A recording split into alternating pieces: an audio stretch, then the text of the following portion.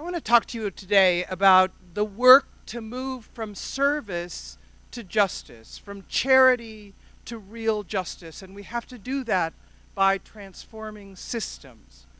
Systems are what drive all of what we do. Or, my job is engaging faith communities in large-scale social change to end homelessness here in the US, in Canada, and in Europe.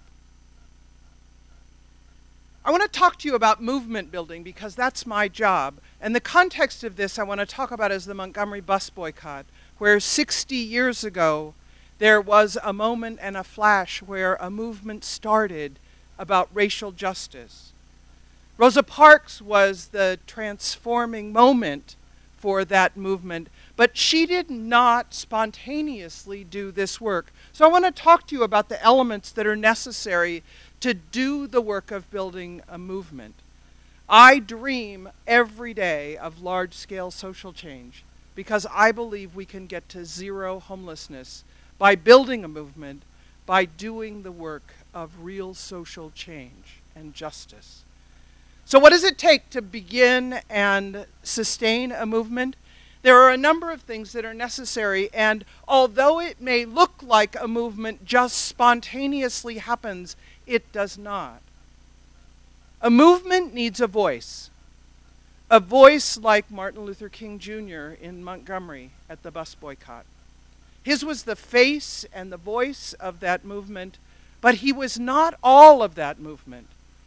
We needed a message of justice, that equality on the buses was the one thing that everyone agreed on and was willing to stake their lives on. And Rosa Parks was the catalyst for the change that took place as they called for that justice. They needed an infrastructure. The Women's Political Council of Montgomery, Alabama was ready for a boycott. They had everything ready. All they had to do was write the time and the place for where the gathering would be. And you have to have sustained commitment.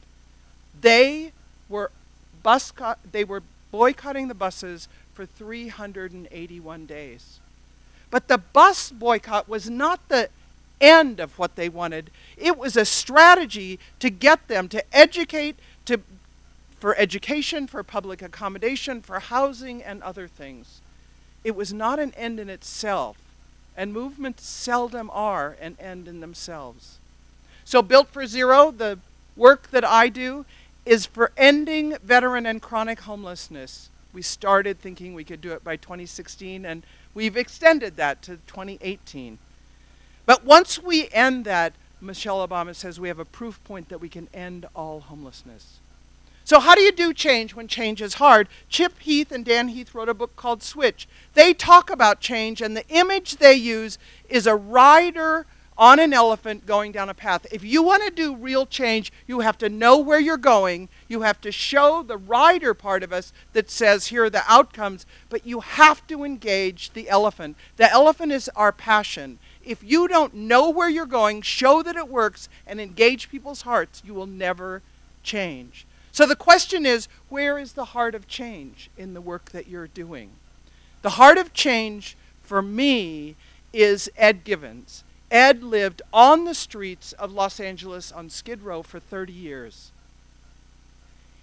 When we changed the system in Skid Row and said, let's take the people who are likely to die, Ed shot to the top of the list. He moved into housing while he was still drinking, while he was still mean.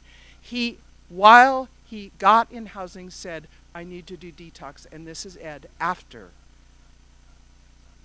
That's Ed Givens, because he had a home, because he wanted detox, because he had a home. I am fiercely committed to doing justice. Every fiber of my being calls for justice. And the work that I do allows me to do that. I'm an Episcopal priest, and I also do the work of justice. If you're ready to do justice and not just charity, I'm going to ask you to stand up right now and show that you are ready to do justice.